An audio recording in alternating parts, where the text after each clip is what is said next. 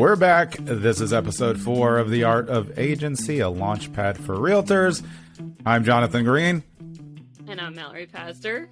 We're like old pros at this, you know? So good. Yeah. Episode 4 is the 3 pain points of real estate clients. These are just preview episodes as we get ready for the big show soon.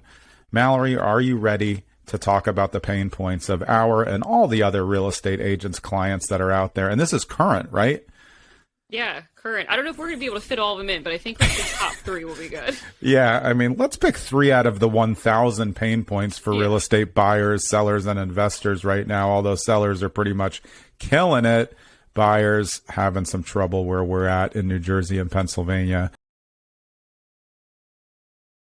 Number 1, I mean, this has like been, especially where we are, this is a hot topic, and in most markets, there's no inventory. What do you do if you're a home buyer and they come to you, Mallory, and they're like, I have $1 million. I'd like to buy a house right now. There's no houses to buy. Yeah. Gosh, that's such a tough one because I think it's so client specific. But like, I would say you have to make some changes in maybe what you're looking for, right? Like there might be things that you could sacrifice a little bit. Also changing locations slightly. I'm not saying you have to look in like a completely different area, but maybe somewhere close by. The other thing I mentioned to one of my clients the other day is like, well, do you need to spend $1 million right now, right? Like, could we get you into something that's maybe going to be sustainable? They only have 1 kid right now. They want to have more eventually, but I'm like, hey, could we get you into something for now, right? Like maybe it's not your forever home, but it's the for now home. So I think it's just adjusting. I mean, I don't know. What about you? Like we're both in Jersey, but up north, I know it's just as crazy with inventory. Yeah, I mean, California, no inventory. I mean, it's all over. You know, our agent friends all over the country who we're going to bring on this podcast as guests suffering from the same things. And that leads to multiple offers, which causes even a bigger problem than when the one that everybody loves comes on the market. You have to compete with 19 to 23 other people just to get it. I mean, I think some of the things you said are right on. I mean, I think one of the best questions I like to ask my clients when they're home buyers is, what's the most that you're willing to spend? And then how can I find you something for less that you really love now? Like you said, maybe you don't need a 5-bed, 2-bath right now. Like you don't have any kids. What do you need 5 bedrooms for right now?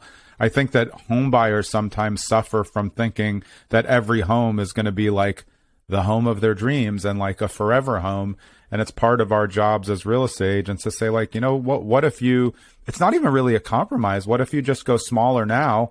You might make $100,000 over the next couple of years, sell it, and then you have some money to upsell. I know with rates, it's different, but I think we're going to get into that though.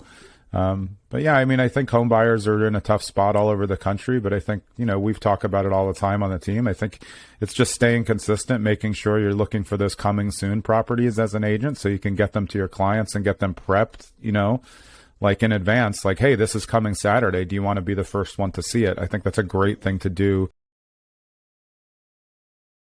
Number 2 pain point for real estate clients right now. We just talked about it. And I mean, this is going to stick around for a while. It's high interest rates. What do you tell your clients who are complaining about the rates right now? Gosh, it's so crazy because, my background's in finance, right? And so it's kind of a battle I have all the time. I don't know how many of your clients ask you about it, but I'm asked about it every day. Or people say, oh, I'm just going to wait. And, they're still stuck in this kind of COVID idea of like 2-3% interest rates. And I have to tell them like, that's not normal, right? Like that was kind of to me a once in a lifetime thing. Yeah. On this flip side too, I have sellers that are like, I have a 2% interest rate. I don't know if I'm 100% ready to sell right now. I'm like, I get it. Your mortgage payment is $800 a month. Like I wouldn't sell right now either. Yeah. So it's just kind of like educating them. And I'll say this. I always hear people saying like, oh, well, in the 80s, they were this. That's great, right? Like we haven't been in the 80s for a really long time. But to me, like 5, 6, 7% is not crazy. Yeah. And you can always refinance. We don't know what interest rates are going to do over the next year. If we did, you and I would be on my private island sipping cocktails. Exactly. Right now, predicting the market. But it's just making them feel comfortable. Like, hey, look, don't worry about the interest rate. Worry about your monthly payment. Like, are you comfortable with that? And then we can talk about refinancing in the future.